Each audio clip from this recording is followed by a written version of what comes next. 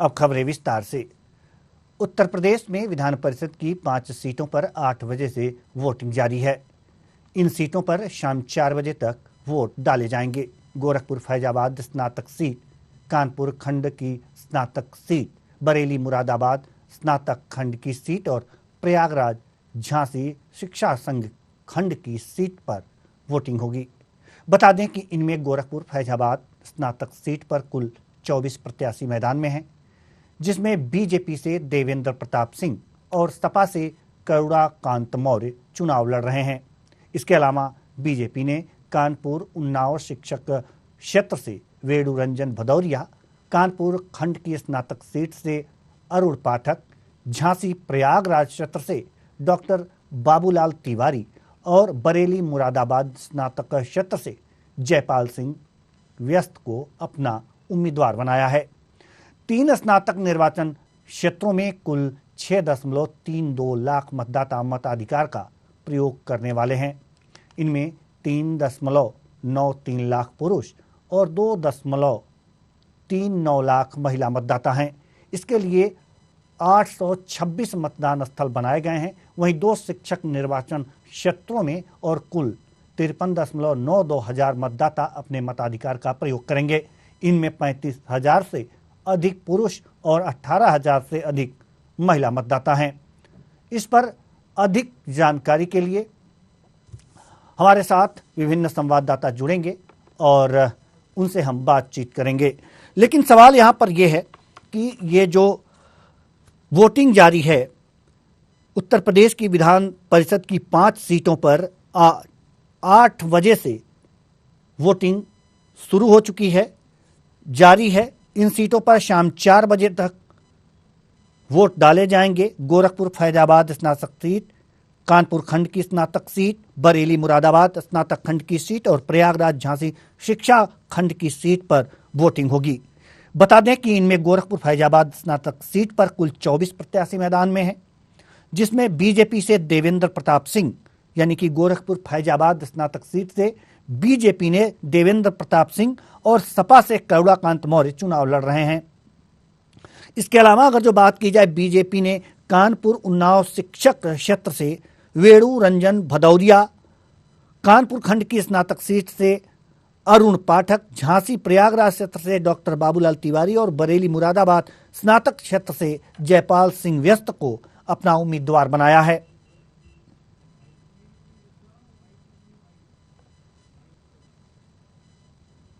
Booth हैं, उसमें हमारे यहाँ जनपद गोंडा में गोरखपुर फैजाबाद खंड स्नातक का इलेक्शन हो रहा है। सुबह 8 बजे से मतदान की कार्रवाई शुरू हो गई है और 10 बजे तक लगभग 4% वोट पड़ चुके हैं। कुल मतदाता हमारे 7903 हैं।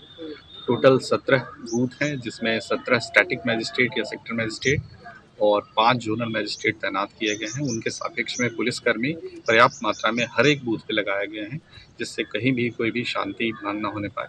अभी तक मतदान प्रक्रिया बिल्कुल शांतिपूर्वक चल रही है। सभी वोटर्स आ रहे हैं और अपने मतदान का प्रयोग कर रहे हैं।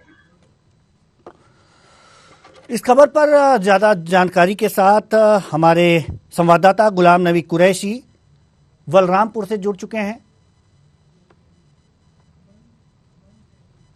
और बरेली से हमारे संवाददाता अमल सैनी भी हमारे साथ जुड़ चुके हैं।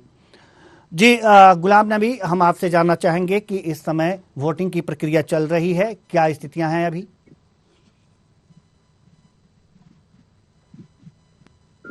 जी, आपको बताना चाहेंगे बलरामपुर जनपद में गोरखपुर फैजाबाद खंड स्नातक चुनाव के लिए वोटिंग जारी है और करीब 12 बजने को इस समय 11 से 12% के बीच मतदान हो चुका है। और जिस तरीके से मतदान इस समय स्लो हो रहा है, जैसे जैसे दिन ढलेगा, शाम का वक्त आता जाएगा, वैसे वैसे मतदान में तेजी पकड़ेगी।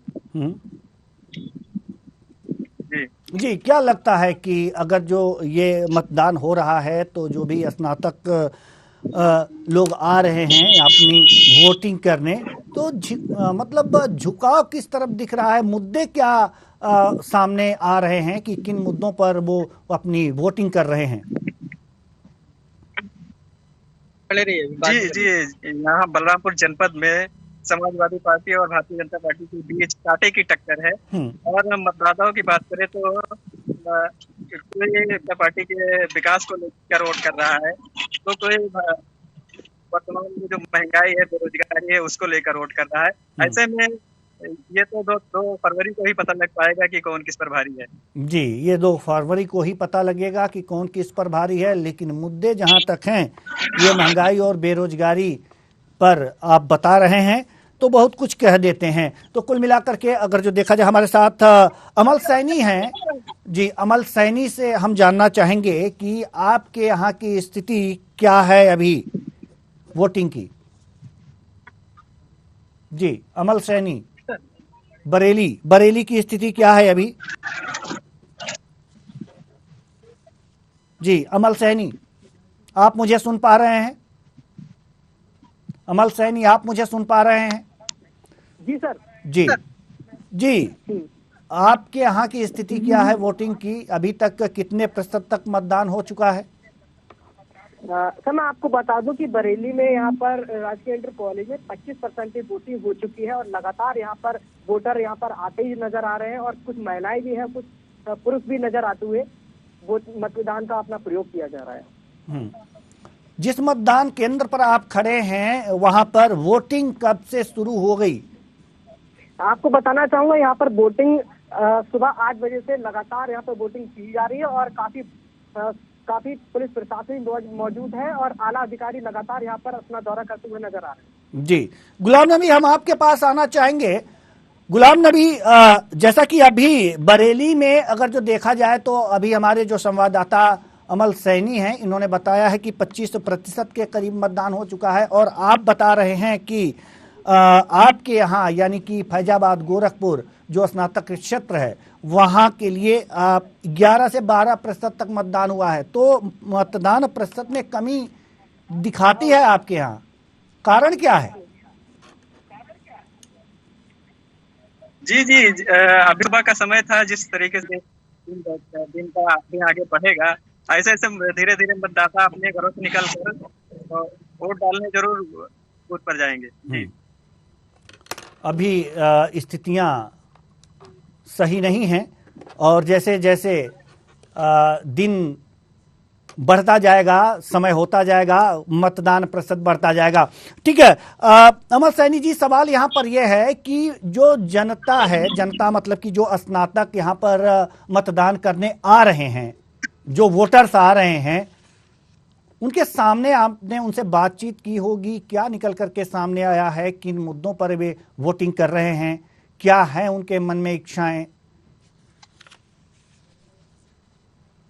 लगातार यहाँ पर वोटर आ रहे हैं और बारिश लगातार यहाँ पर झमझम भी होने के बावजूद भी लगातार यहाँ पर वोटर आ रहे हैं, अपना मत का प्रयोग कर रहे हैं। और हमारे साथ तमाम और भी लोग हैं, उनसे भी जानने की बात करने की कोशिश करेंगे। हमारे साथ जानते हैं और तमाम जो वोट का अपना जो अधिकार है, उनने अपना अधिकार का मत का प्रयोग किया है। और यहाँ पर एक मैम है, उनसे भी जान लेते हैं कि आखिरकार किन मुद्दों पर आपने वोट किया है और किस को लेकर आपने चुना है और क्या क्या स्थितियां हैं और यहाँ पर पुलिस प्रशासन की कैसी निगरानी है। मैम, आपसे जानना चाहेंगे कि लगातार यहाँ पर बारिश होने के बाद भी और एक महिला होने के नाते आप यहाँ पर मत का प्रयोग किया है, कैसा आपको लगता है?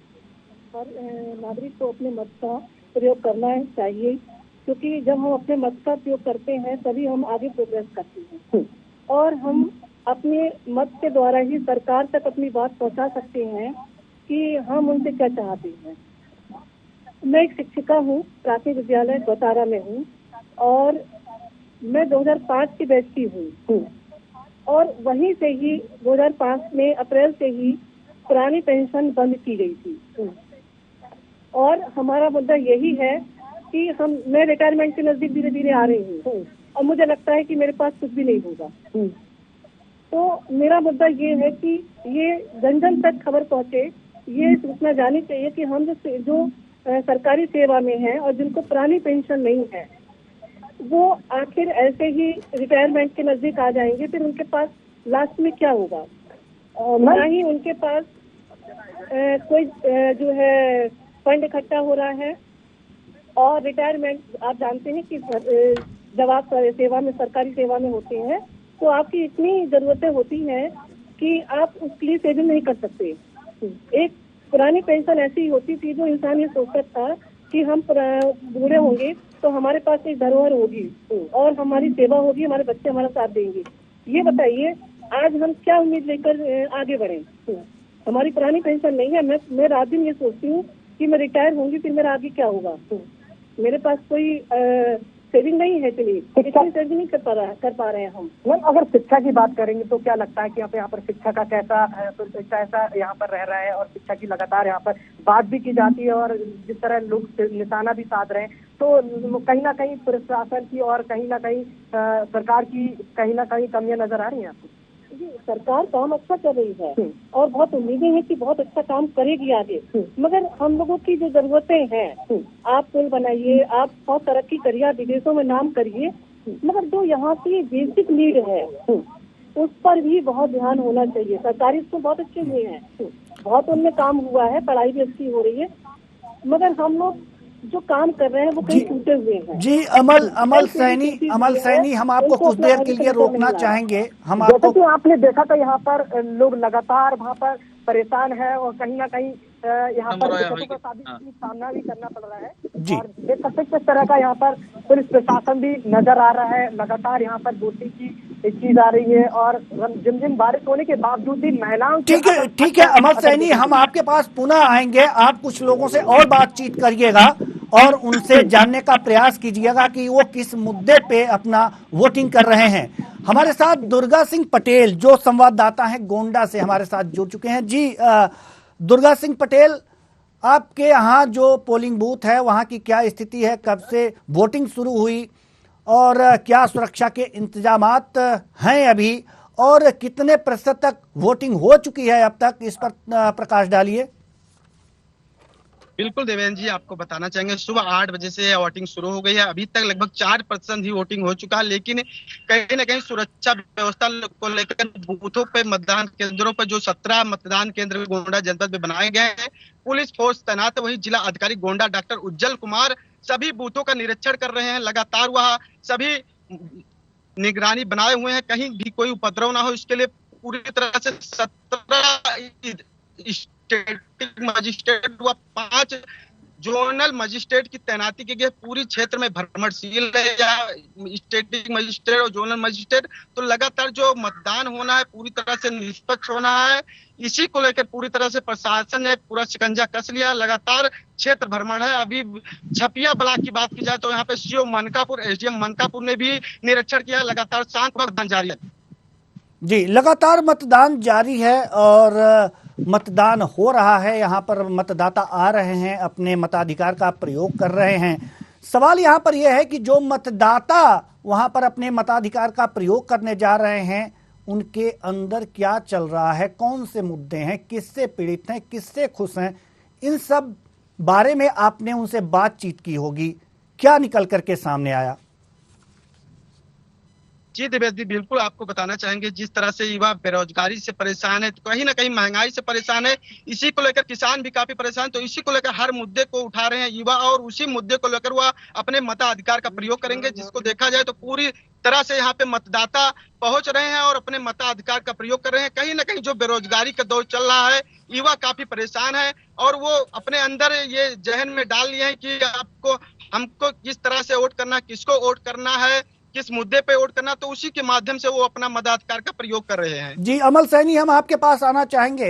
अमल सैनी, आपने युवाओं से भी बातचीत की होगी, बुजुर्गों से बात की, शिक्षकों से, शिक्षक से, एक शिक्षिका से आपने अभी बातचीत की ही, उनके मन की व्यथा जानी ही। अब युवकों से भी आपने बातचीत की है, या फिर आपके आसपास युवक हों तो उनसे भी बातचीत करके उनके मन की बात जानिए। कुछ बुजुर्ग, कुछ नौजवान भी हैं, और हमारे साथ तमाम लोग हैं, उनसे भी जानने की कोशिश कर लेते हैं कि आखिरकार जो कहीं ना कहीं असर देखने को मिला है, कहीं ना कहीं तमाम लोग ऐसे युवा लोग हैं और किनकी क्या सोच है उसको लेकर हम जानना चाहेंगे। मैम आपसे नाम जानना चाहेंगे, क्या नाम है? मैम आपसे जानना चाहेंगे जिस तरह से ये वोटिंग हो रही है, किन मुद्दों पर हो रही है, और क्या लगता है कहीं ना कहीं प्रशासन या फिर लगातार ऐसे प्रत्याशी हैं जो दावे करते हैं, कैसे नजर आते हैं आपको? मुझे बस ये लगता है कि हाँ, कि हमें शिक्षा पर जोर देना चाहिए, और अगर हम वोट डाल रहे हैं तो अगर युवाओं के लिए आगे ऐसे अवसर देने चाहिए कि ज़्यादा से ज़्यादा शिक्षा पर फोकस किया जाए, क्योंकि मुझे लगता है देश का विकास तभी हो सकता है जब हमारी शिक्षा पर कुछ काम किया जाए। तो जो भी बच्चे हैं उनकी शिक्षा पर काम किया जाए, उस पर जोर दिया जाए, और ऐसे ऐसे काम लाए जाए शिक्षा के क्षेत्र में जिससे बच्चे आगे बढ़ सकें, उनकी पढ़ाई में कुछ योगदान दिया जाए। तो गरीब बच्चे हैं या जो पढ़ना चाहते हैं उनके कुछ किया जाए। क्या लगता है कि बरेली जिले की अगर बात करते हैं तो बरेली जिले में कहीं ना कहीं असर देखने को मिल रहा है? थोड़ा थोड़ा ठीक है, असर दिख रहा है, बाकी अब आगे देखते हैं। और अगर वोटिंग की बात करें, मतदान की बात करें, तो हर बंदे को, हर व्यक्ति को क्या मतदान करना चाहिए? मेरा फेवर, मैं इसी फेवर में हूँ कि बिल्कुल मतदान करना चाहिए, क्योंकि आज हम मतदान करेंगे, हम आगे बढ़कर रहेंगे, तभी तो अच्छा इंसान सामने आएगा जो हमारे लिए कुछ कर सकता है, हमारी गाँव के लिए कुछ कर सकता है, शिक्षा के क्षेत्र में कुछ कर सकता है, तो मतदान आवश्यक है। कहीं ना कहीं शिक्षा की अगर बात करें तो वो असर देखने को नहीं मिलता। जिस तरह से जो वादे किए जाते हैं वो वादे पर खड़े नहीं कर पाते हैं, ऐसे में लोगों के मैं लोगों के लिए यही कहूँगी कि हाँ, ऐसा होता है अक्सर कई बार, लेकिन हमें मतदान तो करना ही है, आगे तो बढ़ना है, तो सबसे आगे आने वाले समय में अच्छे इंसान है, कुछ अच्छा करे हमारे युवाओं के लिए, आने वाले बच्चों के लिए शिक्षा के क्षेत्र में। तो बाकी जो वादे करते हैं तो निभाए तो ज़्यादा अच्छा है। कुछ ऐसे लोग हैं, जो तमाम लोग हैं जो अपना मत का प्रयोग नहीं कर पाते हैं और कहीं ना कहीं छूट जाते हैं, उनके लिए क्या संदेश देना चाहिए? काम अच्छे करें और ऐसा अपना मौका ना छोड़ें। अगर ये अच्छा मिला है तो मतदान जरूर दें, क्योंकि शिक्षा के क्षेत्र में आपका अगर आप मतदान दे रहे हैं तो ये शिक्षा के क्षेत्र में योगदान दे रहे हैं मतदान कर, तो मतदान जरूर दें। अमल सैनी हम आपके पास आएंगे। हम गुलाम नबी कुरैशी के पास जाना चाह रहे हैं। गुलाम नबी कुरैशी, आपसे यही सवाल है हमारा कि जो लोग मतदान करने आ रहे हैं, जो वोटिंग करने आ रहे हैं, उनके मन की बात आपने जानी, किन मुद्दों पर वो वोटिंग कर रहे हैं? युवा किस मुद्दे पर वोटिंग कर रहे हैं? जो रिटायर्ड हैं वो किस मुद्दे पर वोटिंग कर रहे हैं? जो शिक्षक हैं वो किस मुद्दे पर वोटिंग कर रहे हैं? इन लोगों के मन की बात आपने जानने का प्रयास किया होगा, बताएं। देवेंद्र जी, आपको बताना चाहेंगे कि जो युवा है नौजवान, वो बेरोजगारी को लेकर वोट कर रहे हैं, और जो शिक्षक हैं और जो उम्रदराज लोग हैं वो बेरोजगारी और महंगाई को लेकर वोट कर रहे हैं। ऐसे में हमने कुछ लोगों से बात की और उनसे जाना, तो उनका स्पष्ट कहना था कि बेरोजगारी और महंगाई जिस तरीके से हावी हो रही है, ऐसे में हम उस मुद्दे को लेकर वोट कर रहे हैं। जी, बेरोजगारी और महंगाई के मुद्दे पर वोटिंग हो रही है। जी गुलाम नबी, सवाल आप से करेंगे इसके बाद, लेकिन इससे पहले हम जाना चाहेंगे दुर्गा सिंह के पास, जो गोंडा से हैं। दुर्गा सिंह जी, सवाल आपसे ये है कि आप यहाँ जिस पोलिंग बूथ पर हैं वहाँ सुरक्षा के क्या इंतजामात हैं? बिल्कुल देवेंद्र जी, बताएं चाहेंगे आपको सुरक्षा व्यवस्था को लेकर पूरी तरह से यहाँ पे स्टेटिक मजिस्ट्रेट भ्रमणशील है, और साथ ही पुलिस कर्मियों की ड्यूटी लगाई, किसी भी तरह का उपद्रव ना हो, किसी भी तरह का अशांति ना फैले। इसको लेकर आप मेरे पीछे भी देख सकते होंगे किस तरह से सुरक्षा व्यवस्था तैनात है। कहीं ना कहीं जो ये मतदान होना है शांत पूर्वक होना है, इसी को लेकर पूरी तरह से जो प्रशासन है अलर्ट है, और मतदान कराने में जुटी हुई कोई मतदाता को कोई परेशानी ना हो, कोई लुभावना न दे पाए, इसी को लेकर पूरी तरह से यहाँ पे चप्पे चप्पे पे पुलिस फोर्स तैनात है। हर मार्गों पे पुलिस फोर्स तैनात है, कहीं भी किसी को कोई परेशानी ना हो और निष्पक्ष होकर अपने मताधिकार का युवा प्रयोग कर सके। जी दुर्गा सिंह, सवाल यहाँ पर यह है कि जो भी बूथ बने होते हैं उसमें कुछ संवेदनशील होते हैं, कुछ अति संवेदनशील होते हैं। तो संवेदनशील और अति संवेदनशील बूथों की संख्या कितनी है, और वहां पर जो अति संवेदनशील बूथ हैं उन पर सुरक्षा के क्या इंतजामात हैं? बिल्कुल, देखा जाए गोंडा में तो 7 बूथ संवेदनशील है, और पूरी तरह से वहां पे व्यवस्था, जो सुरक्षा व्यवस्था है, पूरी तरह से कड़ी सुरक्षा। इसमें कहा जाए कोई परिंदा पर नहीं मार सकता जो अंदर है। तो इसी को लेकर पूरी तरह से हर स्थानों पे चप्पे चप्पे पर पुलिस फोर्स तैनात है। और संवेदनशील अति संवेदनशील की बात की जाए तो सभी जगहों पे जो सुरक्षा व्यवस्था है पूरी तरह से यहाँ पे जिला कई डॉक्टर उज्जवल इसकी खुद मॉनिटरिंग कर रहे हैं, लगातार सभी बूथों पर रहे हैं, वहां का जायजा ले रहे हैं कि क्या व्यवस्थाएं हैं, जो भी व्यवस्थाओं में कमी पाई जाएगी तो उनके खिलाफ सख्त कार्रवाई की जाएगी। इसी को लेकर लगातार भ्रमणशील है और जायजा लेते नजर आ रहे हैं। जी अमल सैनी, हम आपसे भी वही सवाल करेंगे कि आपके यहाँ कितने संवेदनशील बूथ हैं, अति संवेदनशील बूथ कितने हैं और उस पर सुरक्षा के क्या इंतजामात हैं? अमल में रख रही है और कहीं ना कहीं जो वोटर आ रहे हैं उनकी अच्छी देखभाल में लगी हुई है। और जिस तरह से कोविड को लेकर और मास्क को लेकर यहाँ पे तमाम लोग हैं जिनको लेकर अच्छी व्यवस्था को लेकर और अच्छे लगातार यहाँ पर पुलिस प्रशासन, एसपी ट्रैफिक से लेकर पीयू से लेकर तमाम आला अधिकारी हैं। और जिस तरह से देखा जाए कि वहाँ पर कमिश्नर जहाँ पर यहाँ पर तमाम लोग और भी लोग यहाँ पर आते हुए नजर आ रहे हैं, कहीं ना कहीं अपना एक दौरा कर रहे हैं, उनको कड़े निर्देश दिए जा रहे हैं। और यहाँ पर बात करेंगे कि कड़ी निगरानी, तो कहीं ना कहीं कैमरे की भी अच्छी निगरानी रखी जा रही है। बहुत बहुत धन्यवाद तीनों संवाददाता, हमारे अपने अपने क्षेत्र से जो वहां पर वोटिंग हो रही थी उसका जायजा लिया और उसके बारे में बातचीत की। बहुत बहुत धन्यवाद तीनों संवाददाताओं का।